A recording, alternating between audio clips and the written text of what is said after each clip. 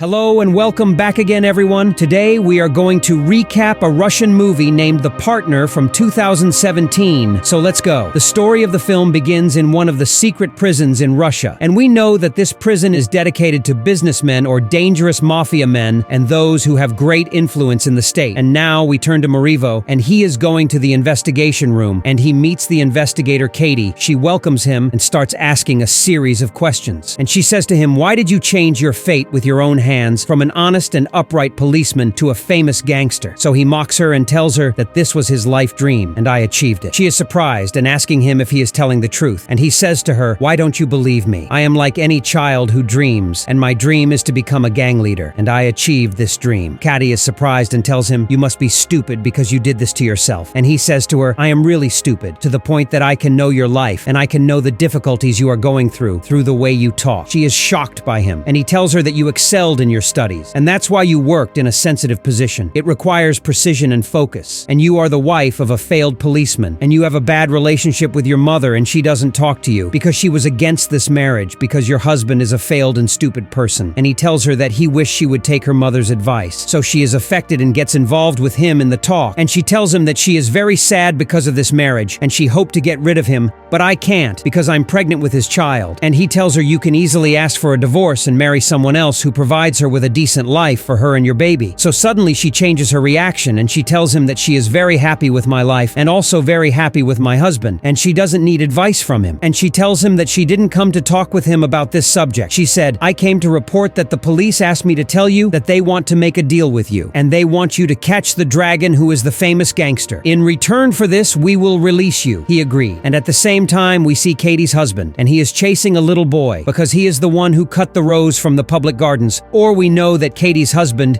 is one of the policemen responsible for protecting the environment and protecting plants in the public gardens. Or because he is a failure and weak-willed, the boy and his friends are mocking him because he ran all this way after a child for 3 roses. And here, Katie's husband says to the child, "I am ready to run more distance after the people who harm the environment, and I am also ready to enforce the law against them." And at that moment, Katie calls her husband and asks him to go with her to the market so they can prepare the rest of the missing items and the clothes of the newborn. Indeed, he agrees and goes to her. And at the same time, we see Morivo. He is out of prison. He goes to the same market, the one Katie and her husband went to. And Morivo goes to the market and enters the fortune teller's house because the police asked him to enter this place. No one suspects him from the people. He prepares himself for the sake of meeting the dragon. And the fortune teller here knows him and tells him, "Your life will end because you deceived the poor girl or destroyed her life." So he mocks her and tells her that she is this girl, and she tells him that she is not. He ignores her words and goes and meets the dragon. He gets into the car and they start talking about a drug smuggling operation outside Russia. And in the car with Morivo and the dragon, there is an old car, and inside it are a group of police officers, and they are ready to attack to catch the dragon red-handed. And the child who followed Katie's husband, he sees this car and is surprised by it because it's the first time it stopped in this place. So curiously, he decides to explore what's inside it, but he fails because the car window was tinted. He gets upset and takes the knife. He scratches the car and leaves. As for Katie's husband, he and his wife were busy preparing the baby's clothes. Suddenly, he notices the smoke from the dragon's car. This smoke was coming out on the plants and harming them. He asks his wife to wait for him, and he tells her that he is going to do his job. And he goes to the car and knocks on its window. Morivo talks to him and apologizes for the mistake that happened. He also apologizes for the amount of harm that they caused to the plants. Katie's husband tells him that he will not leave him unless he plants the withered roses. So Morivo agrees because he wants to complete the mission and get his acquittal, because Katie's husband insists on him a lot. The dragon asks the bodyguard to finish him off. The guard carries out his words and pulls out his weapon. He wanted to shoot him, but Morivo notices what the guard wants to do. He stops him and tries to protect Katie's husband, but the bullet injured Morivo. Katie, from the shock, began to go into premature labor. Her husband quickly takes her and Morivo to the hospital in his own car. Let's see the fortune teller while she do some magic on Morivo. She wanted to take revenge on him, and because of this magic, Katie's labor gets hard. Morivo's spirit is transferred to the child that Katie gave birth to. After a year, we see the child whose features and actions are similar to Morivo's. He was obsessed with games and police stories. He was always trying to tell Katie and her husband something, but they didn't understand him. And every time they ignored his reactions and played with, he got annoyed with them. And then Katie and her husband take the child and go to the amusement park, and we see the mothers in the amusement park surprised by the size of the child, and that he is the one who can play alone or control himself. He is only 1 year old, and we know that this child has a genetic mutation. That means that he grows a full 1 year every month. That's why the size of the child and all its movements are not appropriate for his age. And when they return home, the child was locked in a playpen because he is being punished because of the problems he causes in the amusement park. And the father goes to him and talks to him. He wants to play with him and tells him you have to be polite so you don't get punished again. So the child responds to him in a rough voice similar to Marivo's voice, and he tells him, I hate you because you do this. And the father, who hears this talk and hears that his son speaks fluently, despite his young age, he faints. So Katia comes to him and wakes him up, and he tells her what happened. And she mocks him and tells him that he is under pressure from work, and for this reason, he sees imaginations. And after Katia fell asleep, the father goes to the child and wakes him up and tells him that we have to talk. So he goes to the bathroom, so Katia does not hear them, and the child tells him that I am Morivo, a 40-year-old criminal investigations leader, and I am the one who saved your life from death, and I took the bullet instead of you, and all I remember is that you took me to the hospital and I was dead. But what happened is that I have been living in the child's body for a whole year, and I don't know how to get rid of this problem. And the father, who hears this, is shocked, and he says to him, I hope, how will we solve this issue? And the child says to him, we have no solution other than going to the fortune teller. Maybe she can give us an explanation for what is going to happen to me. And of course, the father agrees. And the next day, the child and the father, they go to the fortune teller and meet her. And as soon as she sees the child, she laughs mockingly, and she tells him, I told you that you will ruin your life because you bothered this girl. And he asks her to tell him who this girl is. So she tells him that Katie came to investigate you. You treated her so rudely, and there is another girl other than her. So he starts to threaten the fortune teller and tell her that she is the reason he is cursed. So she tells him, yes, I did it to you. And to get rid of this curse, you must catch the dragon, so your soul will return to your body, and the child's soul will return to the child. So he is surprised and says to her, so I am alive now. So she says to him, you are alive, but alive with the child's soul. And she gives him the address of the hospital where he is. And here, the child and the father go to the hospital, and the father is happy when he sees Morivo. He keeps playing with him and says to the child, I will take him with us to the house. So he says to him, of course, Katie will not believe us when we tell her the fortune teller's words. It is better for him to stay in the hospital when we catch the dragon and the curse is lifted and the spirits return to their true selves. So he tells him we have to make a plan and know how we will catch the dragon. The child and the father go to the park and start filtering the group of plans. And the child says to the father, I will make the plan, but you execute it. So the father refuses. And he tells him that I am a policeman. The job is protecting the environment, not crimes and stuff like that. And the child says, this is your chance to change Katie's view of you or to prove to her that you are successful and brave in your work. So he is convinced by his words and agrees. And the child takes the father, and they go to the weapons training center. And there he meets Eileen, and we know that she is the policewoman responsible for training the forces to capture the dragon. When she sees the father, she gets angry with him and tells him that because of him, their mission failed, and Morifa is currently in the hospital and has lost his mind, and he started acting like the children. And he tells her, I came to atone for my sin and help you by finding the dragon captured. And she mocks him and tells him you don't even know any information about him. And he shocks her that he tells her the information he knows from the child. She is impressed by him and gives him her number and tells him I will call you, or when you need my help you will find me coming to you. He says to the father, we need to know the girl that were with the dragon, and the father says, how are we going to know her? The child tells him that she has a tattoo on her hand, and this tattoo is for the night girls who work in the nightclubs. At night, the father and the child go to the nightclub, and because it is forbidden to bring children,